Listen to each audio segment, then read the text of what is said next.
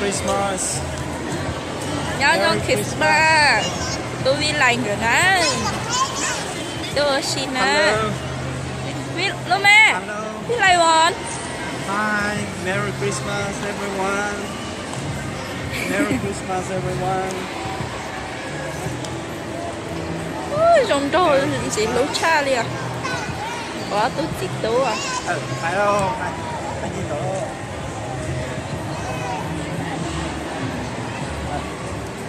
Con ơi.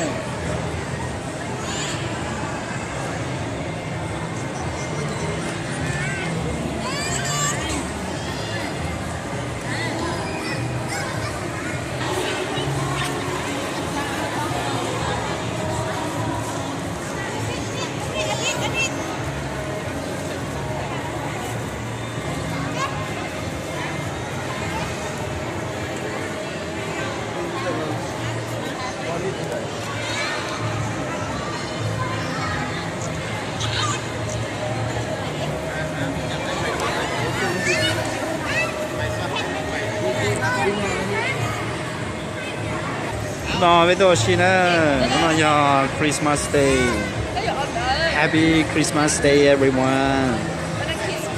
Eli, how are you? Nó gió tôi cắt tuần nữa.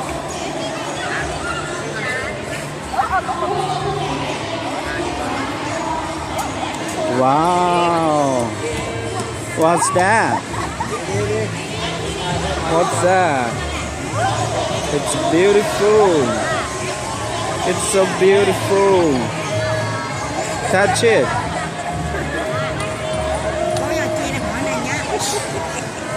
Nó cho tụi mẹ thấy cái gì có gì thế này nó nhờ tôi mò chết tôi làm nè nó biết tôi xí chống cơ nè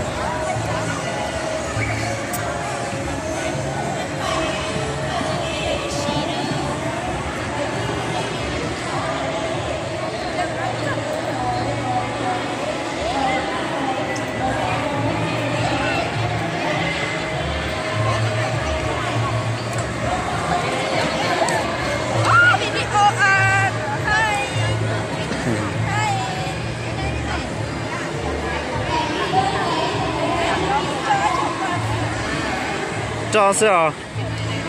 照着好。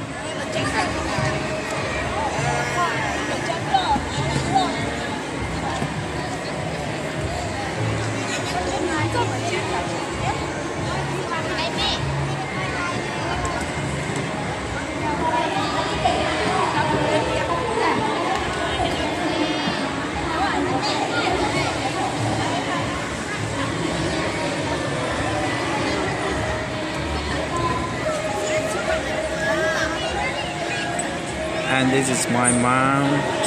my dad, and my sister.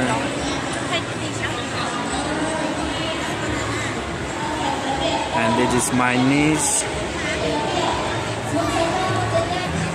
Let's go to get a gift.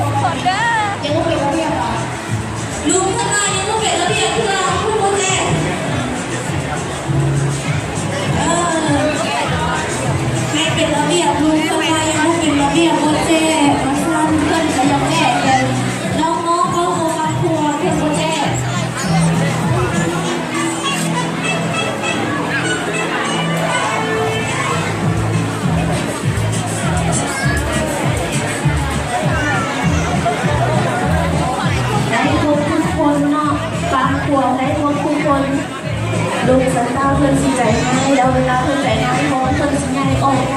yêu thân xin là thân. Họ một vòng hò thân không có trẻ. Cô này thì đưa lúc sáng ta xin chắc. Bay luôn. Để lâu con cuồng ở đây khổ các bạn gặp phản hồi.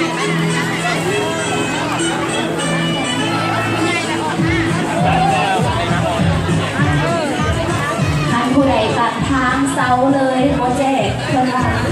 เรียนแถวเป็นระเบียบเนาะต้นหลังเด้อน้องแงบลงเอาไหมแงบลงทางออกแงบลงอ่ะ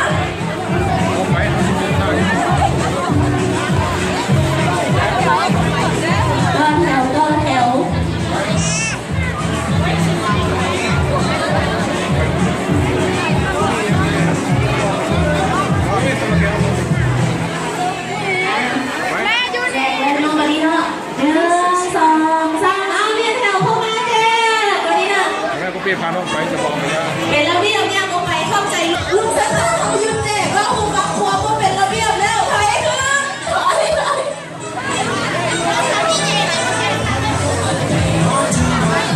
ทางนี้ก็เป็นระเบียบยืนแจกแต่ทางเดียวฮะทางนั้นเลี้ยงแถวลงไปยังลงไปนิดนึงเนาะยังลงไปนิดนึงพิเศษเนาะมือนี้สำหรับไผ่ซิไซซูเซนต้ามาเซนตาคลอสมาเนาะเราจะให้กล้องใหญ่ๆแบบนี้เลยผู้ใดใส่ซูเซนต้ามานี่ได้ไปเลยกล้องใหญ่ๆใครรู้สึกว่าผู้ใดใส่ซูเซนตาคลอสมามือนี้มาครับเราจะให้กล้องใหญ่ๆแบบนี้เลยก้าวแถวหน้าก้าวแถวนับเอาไปอีกหน่อยนึงก้าวนึงให้มีทางออกมีทางออกแจกเลยใหญ่ทางหลังมาจัดแถวให้เป็นระเบียบเดี๋ยวเพื่อนชิมาแจกให้เอาใครรู้สึกว่าใส่สุดสันตคลอสมาทั้งถึงเวทีเลยเด้อ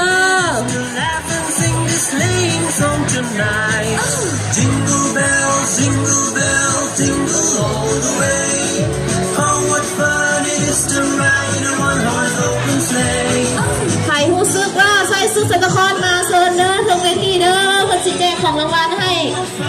มายืนกับมูพี่นะ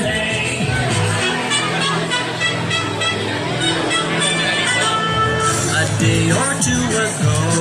I thought I'd take a ride and soon Miss Fanny Bright ใครใส่สุดสันตคลอสขึ้นมาเลยเด้อถึงเวที that land. Misfortune seemed his lost. We go all the way. Our fun is to ride on board. Jingle bell, jingle bell, jingle all the way. ผู้น้อยข้างหน้าผู้ใหญ่ข้างหลังเด้อเรียงแถวให้เป็นระเบียบผู้ใดจัดแถวก็เป็น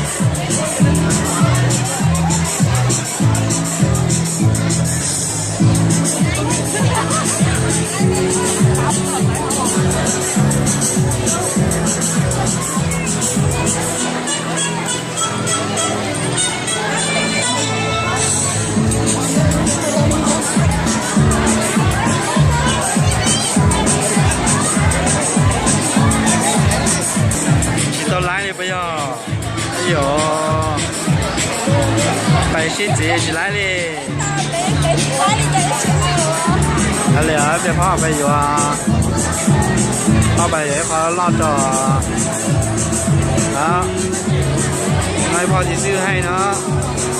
ใจเย็นๆได้เธอละคนจัดแถวเป็นระเบียบยืนงามๆเดี๋ยวลุงเพิ่นแจกให้เธอละคนเด้อผู้ใดว่าฟังความลุงเพิ่นให้2 อันผู้ใดว่าฟังความได้อันเดียวเด้อขอบใจลุงเพิ่นเด้อที่เพิ่นมาแจกของขวัญ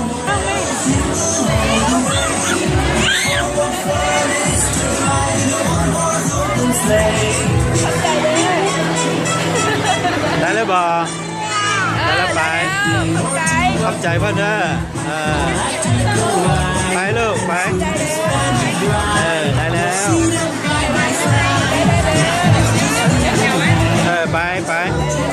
ไปออกไปแม่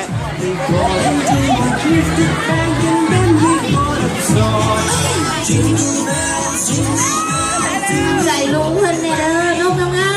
ม ได้เกี่ยวลู ผู้ ก ใดนกงามลุงเพิ่นให้อันใหญ่ๆผู้ใดนกบ่งามเพิ่นให้อันน้อยเด้